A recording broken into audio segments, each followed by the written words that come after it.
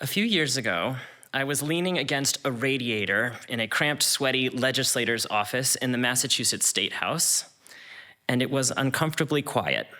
A member of my group had just asked a question, and there was an NPR reporter who was ferrying a microphone back and forth between us, and she held the microphone up to the legislator's mouth, and her lips were moving, but no words were coming out.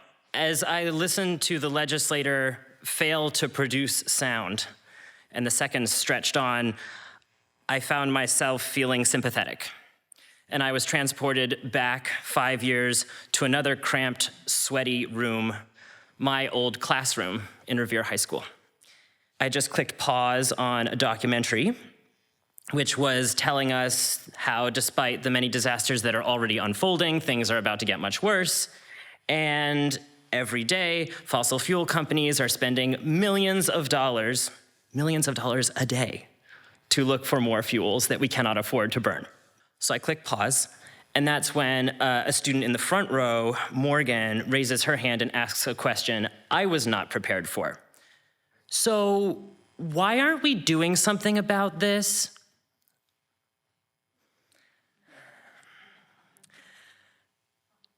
And I looked out at my sea of students, and I did not know what to say.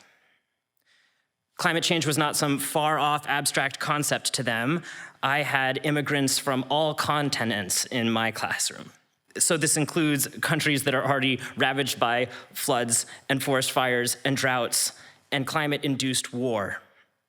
Them sitting next to students who had been in the area for generations. And by the area, I mean close to Revere Beach and upwind of Logan Airport, where they experience some of the worst climate flooding and climate-induced air pollution in the state. And then, in the back right-hand corner of my class was my student, Sam. She was usually a happy-go-lucky person, as passionate about biology as about basketball. And in that silence, her face was a mask. Her mom, single mother with disabilities, would end up spending her retirement savings to replace the family's only car, which was totaled in a historic flood, so that she could continue to drive Sam to basketball practice. So when Morgan asked, why aren't we doing something about this, and I failed to produce sound, all I could hear in my head was this voice saying, does anything you do matter? The words that eventually came out were, great question. And we sort of muddled our way through the rest of the lesson. But in the days that follow, I could not stop thinking about this. I was, as the young people say, shook by Morgan's question. I would be up late nights looking at my lesson plans, thinking, with that voice in my head saying, does any of this matter? And it wasn't until about a year later that I had a sense of what did. 25 students of mine and myself would find ourselves in the streets of New York City. See, it turns out that my students also shared my concerns. We had started a club. It was called Revere Environmental Voice, or REV for short. And eventually we decided to participate in the People's Climate March on September 21st, 2014. And the theme of the event, the organizers told us, was sound the alarm on climate change. And so as the organizers had told us, at 12:58, everybody in New York City went silent.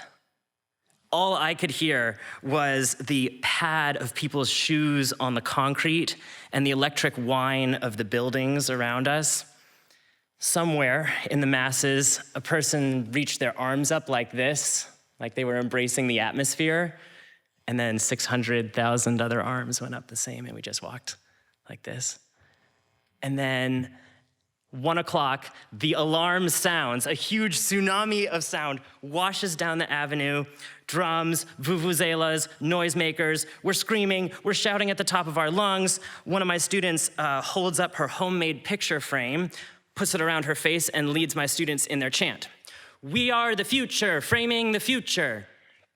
On the drive home, Sam turned to me and said, Mr. Bine, I think we really made a difference today. And something shifted in me.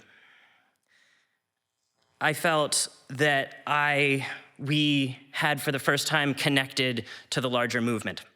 Now, the spell was broken by the time I returned to class on Monday morning, and we had to continue preparing for the Massachusetts State biology test.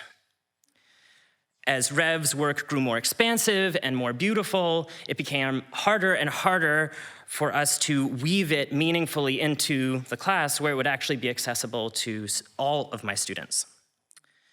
I actually ended up designing a version of the curriculum that would treat environmental justice as a year-long theme, but when I showed it to my supervisors, they got nervous.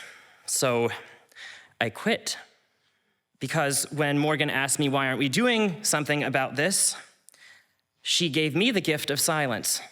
Silence to reach deeply into myself, past the excuses, past the busy work, past the easy answers, and get to the work that truly matters. And while I love DNA polymerase and independent variables and mitochondria more than just about any human, for most of our students, other things matter more.